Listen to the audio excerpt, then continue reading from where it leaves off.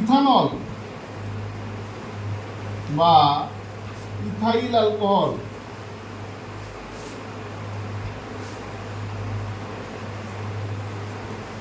Alcohol দেখি,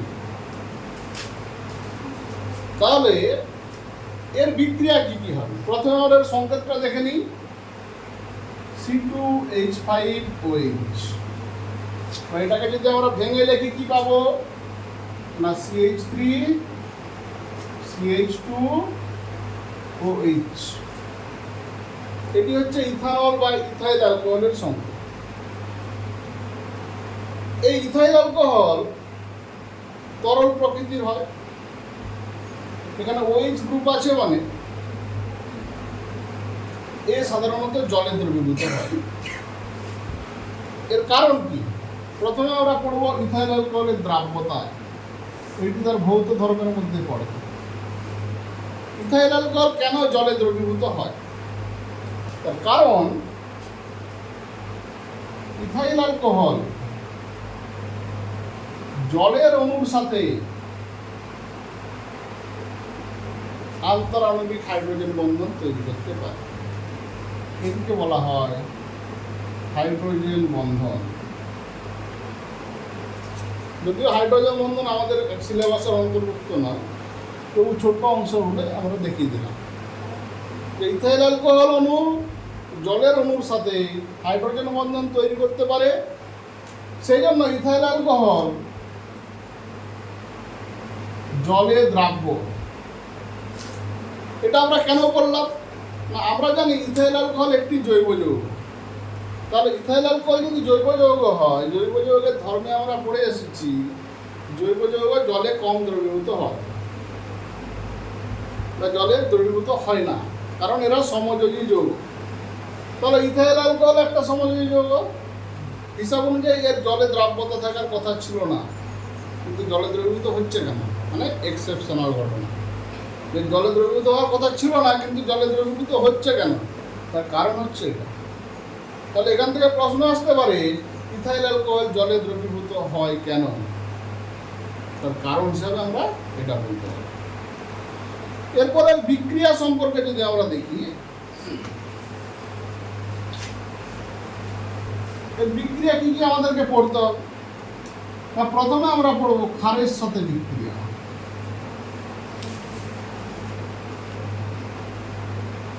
ক্ষারের সাথে বিক্রিয়া, এখানে ক্ষার দুই রকমের হতে পারে।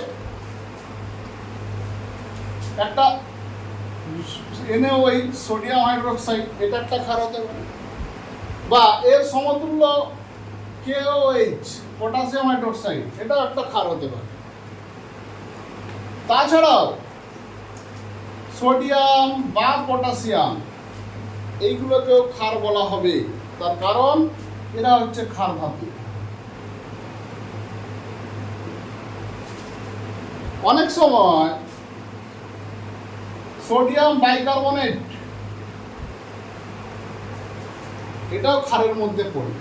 তাহলে ক্ষারের সঙ্গে বিক্রিয়াতে আমরা তিনটে জিনিস পড়ব, একটা সোডিয়াম হাইড্রোক্সাইড বা পটাশিয়াম হাইড্রোক্সাইডের সঙ্গে বিক্রিয়া, একটা সোডিয়াম বা পটাশিয়াম ধাতুর সাথে বিক্রিয়া, আর সোডিয়াম বাইকার্বনেট তার সাথে বিক্রিয়া। তিনটারই ক্ষারীয় ধর্ম আছে।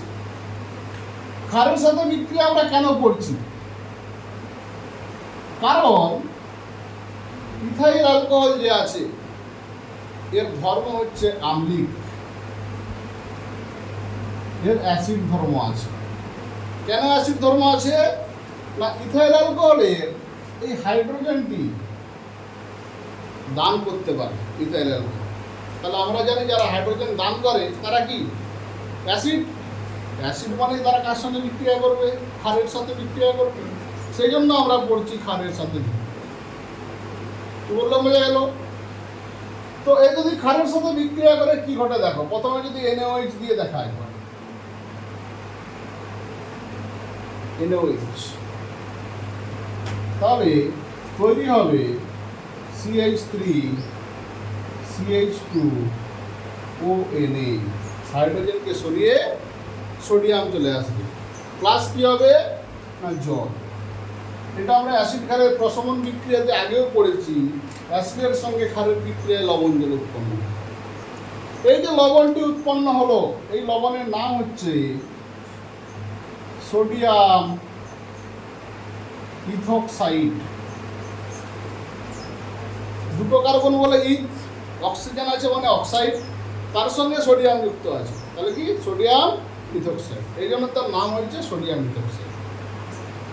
এখানে যদি আমরা পটাশিয়াম দিয়ে দিই KOH, ধরো সোডিয়ামের জায়গায় আমরা কি দিলাম না পটাশিয়াম দিয়ে দিলাম, NaOH এর জায়গায় দিলাম পটাশিয়াম KOH, তখন এখানে উৎপন্ন হবে না CH3 CH2OK প্লাস জল। তাহলে সোডিয়ামের জায়গায় শুধু পটাশিয়াম রিপ্লেস হবে, আর কিছু হবে না। কি বললাম, ব্যাপারটা ক্লিয়ার হলো? এর নাম হয়ে যাবে, এটা যদি সোডিয়াম ছিল বলে সোডিয়াম ইথোক্সাইড নাম হলো, তাহলে এখানে পটাশিয়াম আছে, তাহলে পটাশিয়াম ইথোক্সাইড। ঠিক আছে, যদি আমরা এবার ক্ষার বাদ দিয়ে ক্ষার ধাতু দিয়ে দেখি, ক্ষার ধাতু কি ছিল দেখো, সোডিয়াম বা পটাশিয়াম, তখন পার্থক্য কি হবে, তখন জলটা আর উৎপন্ন হবে। তখন কি হবে, এর সাথে যদি আমরা সোডিয়াম দিয়ে দিই, যদি সোডিয়াম দিয়ে দিই তাহলে সোডিয়াম ইথোক্সাইড উৎপন্ন হবে, আর যদি পটাশিয়াম দিয়ে দিই তাহলে পটাশিয়াম ইথোক্সাইড উৎপন্ন হবে। এবার পার্থক্যটা কি না, এখানে শুধু জলটা উৎপন্ন হলো না। তাহলে সোডিয়াম হাইড্রোক্সাইড বা সোডিয়াম যাই দিই না কেন, সবসময় কিন্তু লবণ উৎপন্ন করবে, সেই লবণের নাম হচ্ছে সোডিয়াম ইথোক্সাইড বা পটাশিয়াম ইথোক্সাইড। এরপর ক্ষারের মধ্যে দুটো চলে গেল, এবার আসবে বাইকার্বনেট NaHCO3, এটাও ক্ষার ধর্ম দেখায়। তাহলে এর সাথে যদি আমরা বিক্রিয়া করি, কার না ইথাইল অ্যালকোহলের বিক্রিয়া ঘটানো হয়, তাহলে কি ঘটবে না, তাহলে উৎপন্ন হবে এর সাথে জল প্লাস CO2, সোডিয়াম ইথোক্সাইড কিন্তু একই থাকবে। তাহলে তিনটে জিনিসের পার্থক্য দেখো, শুধু সোডিয়ামের সঙ্গে বিক্রিয়া করলে ইথাইল অ্যালকোহল যদি বিক্রিয়া করে শুধু সোডিয়াম ইথোক্সাইড, যদি NaOH এর সঙ্গে বিক্রিয়া করে সোডিয়াম ইথোক্সাইড প্লাস জল, যদি সোডিয়াম বাইকার্বনেটের সাথে বিক্রিয়া করে সোডিয়াম ইথোক্সাইড প্লাস জল প্লাস CO2।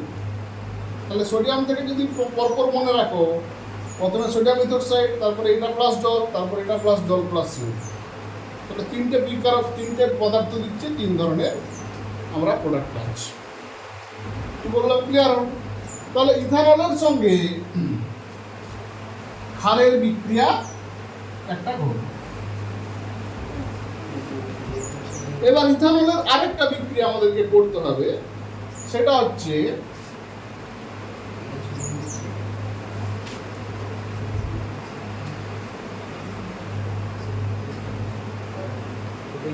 ডিহাইড্রেশন।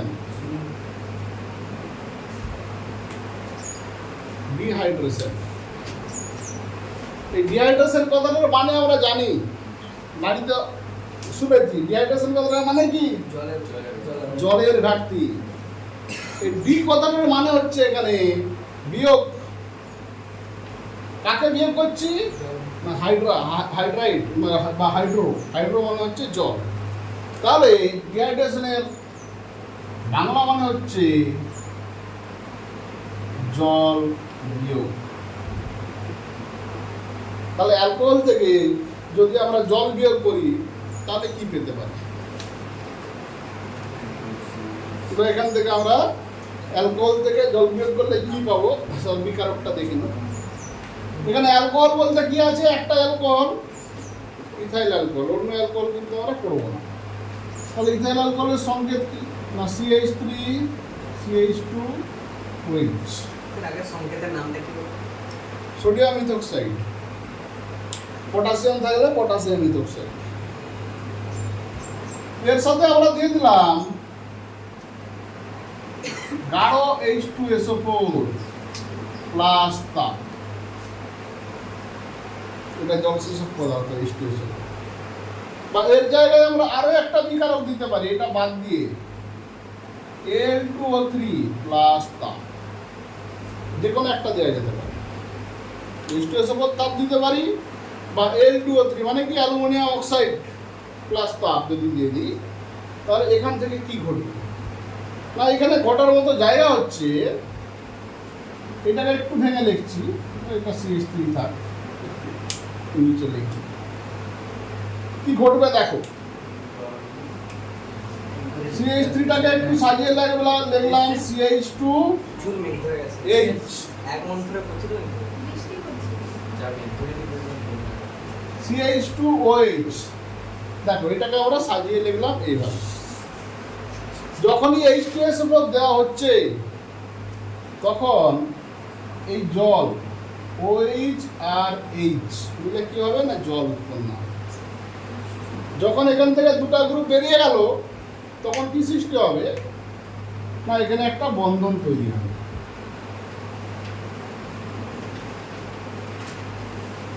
কি উৎপন্ন হবে তাহলে দেখো, CH2 ডবল বন্ড CH2, এটার নাম কি না ইথিন বা ইথিলিন।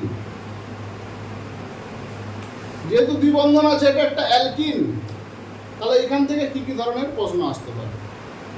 প্রথমে দেখলো কি ঘটে সমীকরণ সহ লেখো। অ্যালকোহলের সাথে গাঢ় H2S বিক্রিয়া ঘটানো হবে, বা ইথানলের সাথে অ্যালুমিনিয়াম অক্সাইডের বিক্রিয়া ঘটানো, অ্যালুমিনিয়াম অক্সাইড সহযোগে তাপ দেওয়া হবে। কি ঘটবে সমীকরণ সহযোগে লেখো, এটা একটা আসতে পারে। ইথানলের ডিহাইড্রেশন বিক্রিয়াটি লেখো, এই টার্মটা আমি এই জন্যই লিখলাম যে ডিহাইড্রেশন বিক্রিয়াটি লেখো।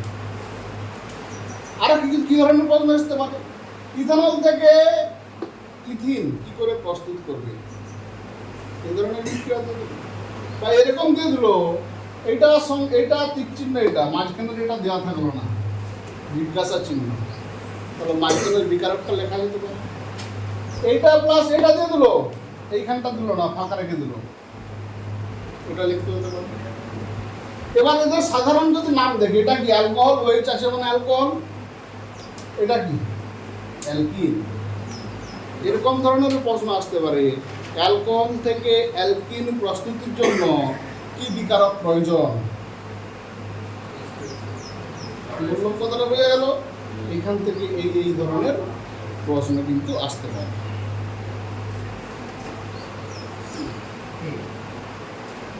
এখানে H2SO4 এর ভূমিকাটা কি বলো, H2SO4 বা L2O3 এর ভূমিকাটা কি না, এরা জল শোষণ করছে বা জল বিয়োগ করছে, এই বিকারকের কাজ হচ্ছে এটা।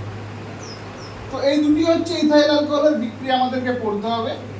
একটি হচ্ছে ক্ষারের সঙ্গে বিক্রিয়া, আর একটি কি না, আরেকটি হলো ডিহাইড্রেশন। এরপরে আমরা যেটা দেখবো সেটা হচ্ছে অ্যাসিটিক অ্যাসিডের বিক্রিয়া। অ্যাসিটিক অ্যাসিড, এটাই ডাক নাম, এর আইউপিএস নাম হচ্ছে ইথানোয়িক অ্যাসিড।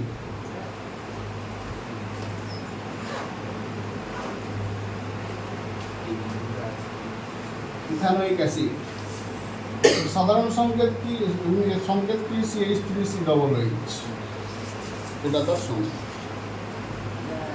এখানে নাম দেখে বোঝা যাচ্ছে যে এটা একটা অ্যাসিড।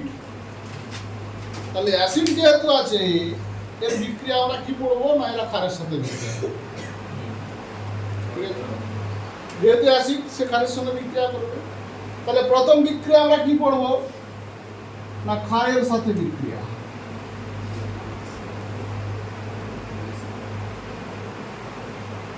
দেখো এই বিক্রিয়াটাও কিন্তু ইথানলের মতোই হবে। এখানে শুধু পার্থক্য কোন জায়গায়, যদি আমি অ্যাসিটিক অ্যাসিডের সংকেত লিখি CH3COOH, এই বিক্রিয়া করলো প্রথমে ক্ষারের সঙ্গে, ক্ষার বলতে কি NaOH দিলাম, তাহলে উৎপন্ন হবে এখানে CH3COONA। এই অ্যাসিটিক অ্যাসিডের এই হাইড্রোজেনটি হচ্ছে আম্লিক, এই হাইড্রোজেনটি দান করতে পারে, সেজন্য এই হাইড্রোজেনের জায়গায় দেখো ক্ষার বসে গেছে। প্লাস কি উৎপন্ন হবে না জল, তাহলে অ্যাসিড প্লাস ক্ষার সমান লবণ প্লাস জল। এই লবণটার নাম হবে সোডিয়াম অ্যাসিটেট, সোডিয়াম অ্যাসিটেট। এই এইচ বাদ দিলে এই অংশটার নাম হচ্ছে অ্যাসিটেট, সেজন্য তার নাম হচ্ছে সোডিয়াম অ্যাসিড। যদি কেউ পটাশিয়াম হাইড্রোক্সাইড দিয়ে কেউ এইচ দেয়, তাহলে কি হবে CH3COO, তখন হবে পটাশিয়াম অ্যাসিটেট। কি বললাম বোঝা গেছে? এইখানে আরেকটা জায়গায় ইম্পর্টেন্ট যেটা বিক্রিয়া সেটা হচ্ছে CH3COO এর সাথে হচ্ছে বাইকার্বনেটের বিক্রিয়া NaHCO3। যদি অ্যাসিটিক অ্যাসিডের সঙ্গে সোডিয়াম বাইকার্বনেটের বিক্রিয়া ঘটে, তাহলে উৎপন্ন হবে দেখো CH3COO Na, sodium acetate plus জল plus CO2, carbon dioxide gas উৎপন্ন। তাহলে এই পরীক্ষার দ্বারা আমরা অনেক সময় কি করি, অ্যাসিডকে শনাক্ত করতে পারি। এখান থেকে কি কি ধরনের প্রশ্ন আসতে পারে না, এখান থেকে প্রশ্ন আসতে পারে ক্ষারের সাথে অ্যাসিডিক অ্যাসিডের বিক্রিয়াটি লেখো, সোডিয়াম হাইড্রোক্সাইডের সাথে বিক্রিয়া লেখো, বা সোডিয়াম বাইকার্বনেটের সঙ্গে অ্যাসিডিক অ্যাসিডের বিক্রিয়াটি লেখো।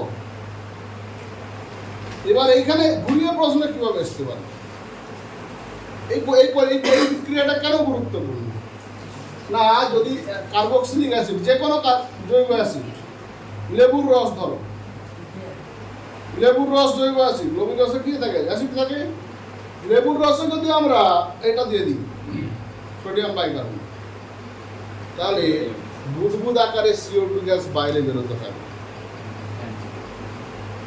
কি বললাম বুঝতে পারছি? তখন বোঝা যায় যে এখানে জৈব অ্যাসিড আছে, ফেনা তৈরি হয়। এই লেবুর রসের সঙ্গে তুমি সাবান গুঁড়া দিয়ে পরীক্ষা করতে পারো, লেবুর রসের সঙ্গে ইনো দিয়ে পরীক্ষা করে দেখতে পারো। ঠিক আছে? এই ক্ষারগুলো অ্যাসিডের সঙ্গে বিক্রিয়া করে CO2 উৎপন্ন হয়, এই CO2টা বুদবুদ আকারে বাইরে বেরোবে। এটা দেখে প্রমাণ করা যায় যে এটি একটি জৈব অ্যাসিড। তাহলে জৈব অ্যাসিডের বা অ্যাসিডিক অ্যাসিডের শনাক্তকরণ পরীক্ষাটি লেখো, তখনই কিন্তু এই বিক্রিয়াটি হয়। এই ধরনের প্রশ্ন আছে যে অ্যাসিডিক অ্যাসিডের সঙ্গে সোডিয়াম বাইকার্বনেটের বিক্রিয়া যে গ্যাসটি নির্গত হয় তার নাম হচ্ছে CO2। কি বললাম বোঝা গেল ব্যাপারটা? তাহলে অ্যাসিডিক অ্যাসিডের এই ক্ষারের সাথে বিক্রিয়া আমরা দেখলাম, আর বাইকার্বনেটের সাথে বিক্রিয়া দেখলাম। এরপরে অ্যাসিডিক অ্যাসিডের আরেকটি গুরুত্বপূর্ণ বিক্রিয়া আমাদেরকে পড়তে হবে, সেই বিক্রিয়াটি আমরা দেখব।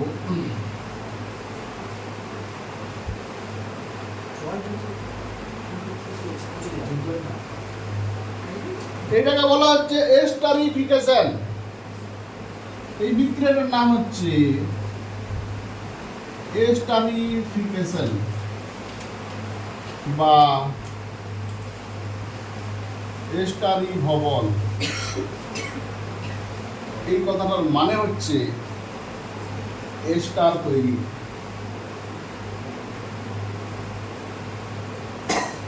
এই এস্টার কি না, এস্টার হচ্ছে একটা সুগন্ধযুক্ত জৈব পদার্থ। এই এস্টার আমরা কোথায় দেখতে পাই? আমাদের আশেপাশে দেখতে পাই। যখনই পাকা ফলের গন্ধ আমরা পাই, যে কোনো ফল হতে পারে, সমস্ত পাকা ফলের গন্ধে থাকে এস্টার। এই পাকা ফলের গন্ধটাই তৈরি হয় ফলটাতে এস্টার আছে বলে। বিভিন্ন ফলে বিভিন্ন রকমের এস্টার থাকে, সেজন্য বিভিন্ন ফলের গন্ধ বিভিন্ন রকম। ঠিক আছে? যে কোনো পাকা ফল তুমি নেবে, তার যে গন্ধটা তুমি পাবে, সেই গন্ধটা আসছে কিন্তু এস্টারের জন্য। এই এস্টার হচ্ছে জৈব যৌগের আর একটা শ্রেণী। আমরা কতদূর পর্যন্ত পড়েছি না, অ্যামিন পর্যন্ত পড়েছি, এরপরেও আরও আসছে। যেই শ্রেণীটা আমরা পড়ি, তার মধ্যে একটা হচ্ছে এস্টার। জৈব যৌগের একটা শ্রেণীর যৌগ। তো স্টারিক ভবন বিক্রিয়াটা কি? স্টারিক ভবন বিক্রিয়াটা হচ্ছে C2H5OH, এটার নাম হচ্ছে কি ইথাইল অ্যালকোহল। ইথাইল অ্যালকোহলের সঙ্গে যদি অ্যাসিটিক অ্যাসিড বিক্রিয়া করে CH3COOH, কিসের উপস্থিতিতে? না H2SO4 এর উপস্থিতিতে। তাহলে এই ইথাইল অ্যালকোহল এবং অ্যাসিটিক অ্যাসিড এই দুটি বিক্রিয়া করে তৈরি করবে CH3COOC2H5। এই যে যৌগটি হলো এটি হচ্ছে স্টার যৌগ, ঠিক আছে? এর নাম হচ্ছে ইথাইল অ্যাসিটেট।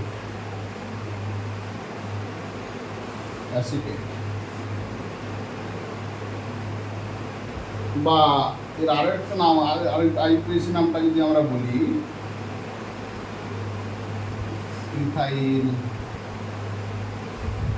ইথানয়েড,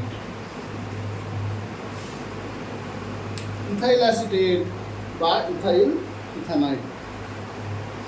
অ্যাসিডেটটা বলে দাও। এই যে CH3COO, এটা হচ্ছে অ্যাসিটেট। আমরা যখন সোডিয়াম অ্যাসিটেট পড়েছিলাম CH3COO এর জন্য সোডিয়াম, CH3COO এর জন্য অ্যাসিটেট। এই বিক্রিয়াটা কিভাবে হয় একটু দেখে নাও।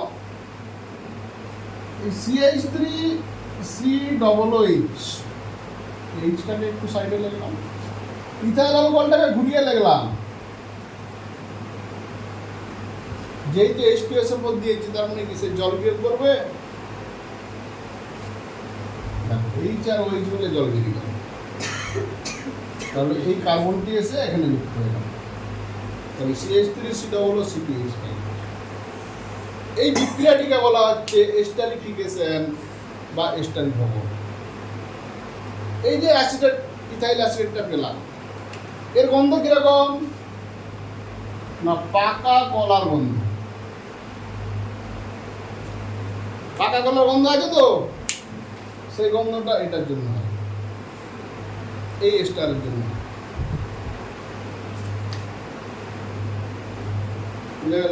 তাহলে স্টারিফিকেশন বিক্রিয়াটা কি এখান থেকে আমরা দেখলাম যে অ্যালকোহলের সঙ্গে অ্যাসিডের বিক্রিয়া, কার উপস্থিতিতে? অ্যাসিডের H2SO4 এর উপস্থিতিতে এস্টার উৎপন্ন হয়।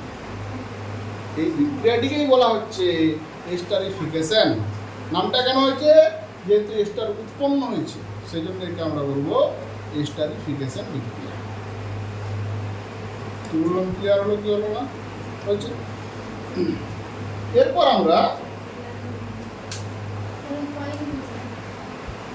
অ্যালকেন, অ্যালকিন, অ্যালকাইন পড়েছিলাম।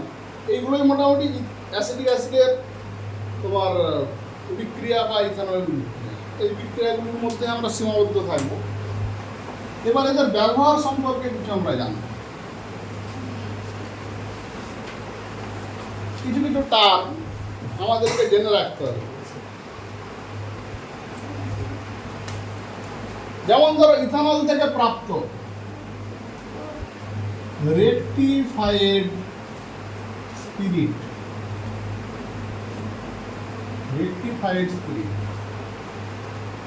একটা টার্ম। এটা কি? এটা ইথানলের ব্যবহার থেকে আমরা পেতে পারি। এখানে কি বলেছে না 95.6% ইথানল, 95.6% ইথানল এবং 4.4% জল, এর মিশ্রণটাকেই আমরা বলছি রেকটিফাইড স্পিরিট।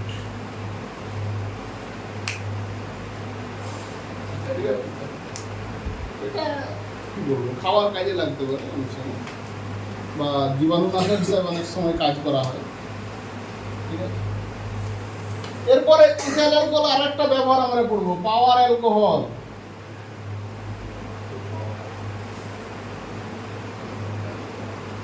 পাওয়ার অ্যালকোহল এই জিনিসটা কি? এটা হচ্ছে ইথানল C2H5OH ও পেট্রোলের মিশ্রণ।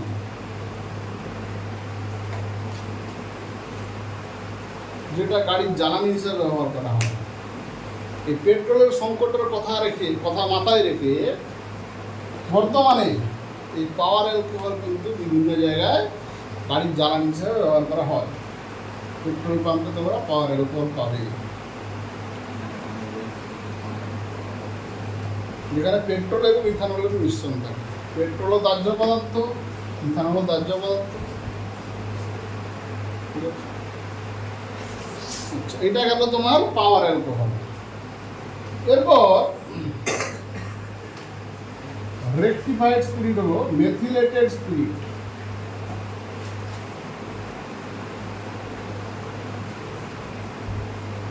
মেথিলেটেড স্পিরিট, মেথিলেটেড স্পিরিট জিনিসটা কি? আমরা তৈরি করেছিলাম রেকটিফাইড স্পিরিট। এই স্পিরিটে কি ছিল? শুধু ইথানল আর জল। ইথানল হচ্ছে মাদক দ্রব্য তৈরির কাজে লাগে, তার সাথে জল মেশানো আছে, তাহলে খেয়ে নেওয়ার সম্ভাবনা আছে। সেই জন্য রেকটিফাইড স্পিরিট শিল্পে ব্যবহার করা হয় না, ব্যবহার করা হয় মেথিলেটেড স্পিরিট। এই মেথিলেটেড স্পিরিটটা কি না, এর সঙ্গে CH3OH মিথানল প্রায় 10% মতো মিশিয়ে দেওয়া হয়। এই মিথানল হচ্ছে বিষাক্ত পদার্থ, এটা খেলে মানুষ মারা যেতে পারে। তাহলে খাওয়ার ঝামেলা শেষ, পুরোপুরি ব্যবহার করা যায়। এটা আমরা কোথায় ব্যবহার করতে পারি? স্পিরিট ল্যাম্পের জ্বালানি হিসেবে ব্যবহার করা যেতে পারে। রং শিল্পে বেশিরভাগ এটা ব্যবহার করা হয়। রং, বার্নিশ এইগুলো তৈরিতে এই মেথিলেটেড স্পিরিট ব্যবহার করা হয়। তাহলে মেথিলেটেড স্পিরিট ব্যবহার করা হয়ে থাকে। তাহলে অ্যালকোহলের এই ব্যবহারগুলো আমরা দেখলাম, অ্যালকোহল কোথায় কোথায় ব্যবহার করা হয়ে থাকে। ঠিক আছে, তো এই টার্মগুলো ব্যবহারের সঙ্গে সম্পর্কযুক্ত। এছাড়া অ্যালকোহল পানীয় হিসাবে সেবন করা হয়, উত্তেজক পানীয় হিসাবে। ইথানল, ঠিক আছে, সেটা মৃদু হতে পারে বা বেশি হতে পারে, তীব্রও হতে পারে, তাই তো? Acidic acid. এবার আমরা দেখবো অ্যাসিডিক অ্যাসিডের কি কি ব্যবহার আছে। ইথানলের ব্যবহার দেখলাম, এবার অ্যাসিডিক অ্যাসিড আমরা কোথায় কোথায় ব্যবহার করতে পারি? ভিনিগার। ভিনিগার কি? ভিনিগারটা কি আগে দেখে না। ভিনিগার কি না? অ্যাসিডিক অ্যাসিডের লঘু জলীয় দ্রবণ। অ্যাসিডিক অ্যাসিডের সঙ্গে জল মিশিয়ে তৈরি করা হয়। CH3COOH এর সঙ্গে ধরো 5% এর 5% লঘু জলীয় দ্রবণ। তার মানে এখানে অ্যাসিডটা কম থাকে, জল বেশি থাকে। 100 ভাগ যদি স্পিরিট থাকে, ভিনিগার থাকে, তার মধ্যে 95 ভাগ জল থাকে, আর 5% তোমার অ্যাসিডিক অ্যাসিড থাকে। এই ভিনিগার তৈরিতে কাজে লাগে। ভিনিগার বিভিন্ন বস্তু সংরক্ষণে কাজে লাগে। আমরা যখন মাংস রান্না করি কি মাংস রান্না করার সময় ভিনিগার মাখিয়ে দিই, কেন? মাংসটা যাতে ফেটে না যায়, সংরক্ষণের কাজে লাগে।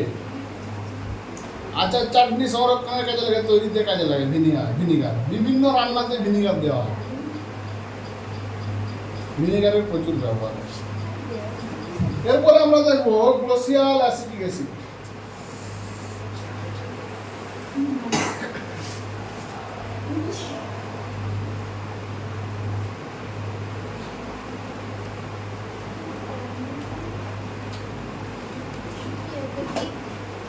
গ্লোসিয়াল অ্যাসিটিক অ্যাসিড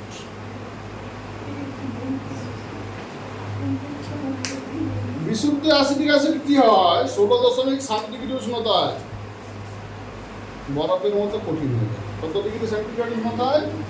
16.7 ডিগ্রি সেন্টিগ্রেড উষ্ণতায়। এটা বরফের মতো কঠিন হয়ে যায়। তাকেই বলা হয় গ্লোসিয়াল অ্যাসিডিক অ্যাসিড। এই গ্লোসিয়াল অ্যাসিডিক অ্যাসিড তৈরি করতে আমরা ব্যবহার করতে পারি। ঠিক আছে? এগুলো মোটামুটি অ্যাসিডিক অ্যাসিডের ব্যবহার। এইটা কি লাগে? এটা বিভিন্ন সংরক্ষণের কাজে লাগতে পারে। আমার কিন্তু কি এদেশ থেকে উঠেছে কি হবে কি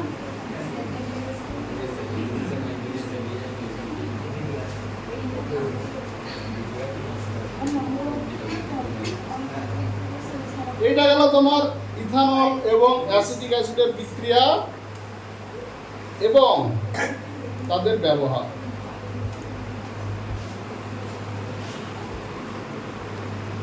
ঠিক আছে।